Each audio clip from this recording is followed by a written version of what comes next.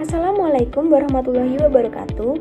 Saya Tia Aprilia dengan NIM 24123347 dari kelas 24 SI 05 ingin menyampaikan presentasi dengan materi pentingnya pendidikan karakter Pancasila bagi generasi muda. Apa itu pendidikan karakter Pancasila? Pendidikan karakter Pancasila adalah proses penting dalam menanamkan nilai-nilai luhur yang menjadi dasar bagi bangsa kita. Pendidikan ini melibatkan berbagai aspek kehidupan, mulai dari nilai religius, kemanusiaan, hingga keadilan sosial. Dengan pendidikan ini, generasi muda diharapkan mampu memiliki integritas yang kuat, moralitas yang tinggi, dan rasa kebangsaan yang kokoh. Hal ini berarti mereka tidak hanya memahami nilai-nilai Pancasila, tetapi juga mampu menerapkannya dalam kehidupan sehari-hari. Ini menjadi fondasi utama untuk menghadapi berbagai tantangan di era globalisasi seperti arus budaya asing dan perkembangan teknologi tanpa kehilangan identitas nasional. Pendidikan karakter Pancasila juga membantu menciptakan masyarakat yang harmonis, penuh toleransi, dan saling menghormati perbedaan. Dengan demikian, generasi muda akan siap menjadi agen perubahan yang membawa Indonesia ke arah yang lebih baik. Nilai-nilai Pancasila sebagai pilar karakter. Pancasila memiliki 5 sila yang masing-masing menjadi pilar penting dalam membentuk karakter.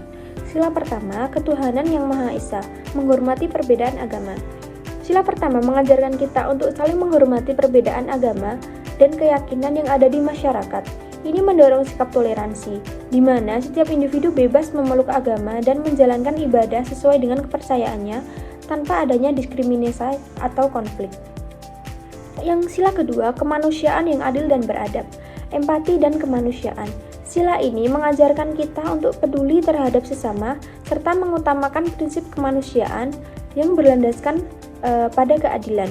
Dengan nilai ini, kita diajak untuk merasakan penderitaan orang lain dan berusaha membantu tanpa melihat status sosial, ras, atau latar belakang. Ini juga mencakup perlakuan yang adil dan beradab terhadap setiap individu. Sila ketiga, Persatuan Indonesia, membangun persatuan dan kesatuan. Sila ini menekankan pentingnya persatuan antar suku, agama, dan ras yang berbeda. Dengan menerapkan nilai ini, kita belajar untuk bekerja sama, menjaga kerukunan, dan menghargai keberagaman demi terciptanya negara yang kuat dan solid. Sila keempat, kerakyatan yang dipimpin oleh hikmat kebijaksanaan dalam permusyawaratan perwakilan, menghargai demokrasi dan kebijaksanaan. Sila ini mengajarkan pentingnya demokrasi yang berdasarkan musyawarah untuk mencapai mufakat. Setiap keputusan yang diambil untuk kepentingan bersama harus melibatkan kebijaksanaan, menghargai pendapat orang lain, serta memastikan semua suara didengar dengan adil. Sila yang kelima, keadilan sosial bagi seluruh rakyat Indonesia, keadilan dan kesejahteraan. Sila kelima menekankan pada pentingnya pemerataan kesejahteraan dan keadilan sosial. Ini mendorong kita untuk memperjuangkan kesejahteraan bagi semua lapisan masyarakat tanpa memandang status ekonomi dan sosial. Sila ini juga mengajarkan untuk menghilangkan ketimpangan sosial dan memastikan bahwa hak-hak setiap warga negara dihormati dan terlindungi. Kemudian, pentingnya pendidikan karakter Pancasila. Pendidikan karakter Pancasila penting karena dapat memperkuat karakter dan kebangsaan bangsa Indonesia. Pendidikan karakter Pancasila juga dapat membantu membangun generasi yang cerdas, kreatif, dan berakhlak mulia. Berikut beberapa alasan mengapa pendidikan karakter Pancasila itu penting. Yang pertama, memperkuat Pancasila sebagai dasar filsafat negara dan ideologi bangsa. Yang kedua, membangun karakter yang sesuai dengan nilai-nilai Pancasila. Yang ketiga, membangun rasa cinta dan tanggung jawab terhadap bangsa. Yang keempat, membangun kesatuan dan persatuan antar warga. Yang kelima, membantu menghindari dan menghentikan tindakan kekerasan. Yang keenam, membangun karakter kuat yang dapat menyatukan seluruh masyarakat Indonesia. Dan yang terakhir, pendidikan karakter Pancasila dapat diterapkan melalui pembelajaran nilai-nilai Pancasila seperti nilai ketuhanan, nilai kemanusiaan, nilai persatuan, nilai kerakyatan, dan nilai keadilan. Kemudian, pentingnya kerjasama dalam menanamkan nilai-nilai Pancasila. Nah, di sini ada beberapa peran. Yang pertama ada peran keluarga, itu menanamkan moral sejak dini. Keluarga adalah lingkungan pertama yang membentuk karakter seorang anak. Orang tua memiliki peran yang sangat penting dalam menanamkan nilai-nilai moral dan etika, termasuk nilai-nilai Pancasila. sejak usia dini, misalnya mengajarkan sikap saling menghormati, gotong royong, kejujuran, serta rasa cinta tanah air. Nilai-nilai ini akan menjadi dasar yang kuat bagi anak-anak untuk tumbuh menjadi individu yang berintegritas dan bertanggung jawab. Kemudian juga menjadi teladan yang baik. Selain memberikan nasihat, orang tua juga harus menjadi teladan yang baik dalam kehidupan sehari-hari untuk anaknya. Anak-anak itu cenderung meniru perilaku orang tua. Sehingga keteladanan ini sangat penting dalam membentuk karakter yang sesuai dengan nilai-nilai Pancasila. Kemudian ada juga peran sekolah, itu integrasi nilai-nilai Pancasila dalam kurikulum. Sekolah sebagai lembaga pendidikan formal dapat berperan besar dalam menanamkan nilai-nilai Pancasila melalui kurikulum yang diajarkan. Mata pelajaran seperti pendidikan Pancasila dan kewarganegaraan atau PPKN dapat mengajarkan pemahaman mendalam tentang sejarah, makna, dan penerapan Pancasila dalam kehidupan sehari-hari. Kemudian juga kegiatan ekstrakurikuler sebagai penguatan. Selain pelajaran di kelas, kegiatan ekstrakurikuler juga bisa menjadi sarana untuk memperkuat penerapan nilai-nilai Pancasila.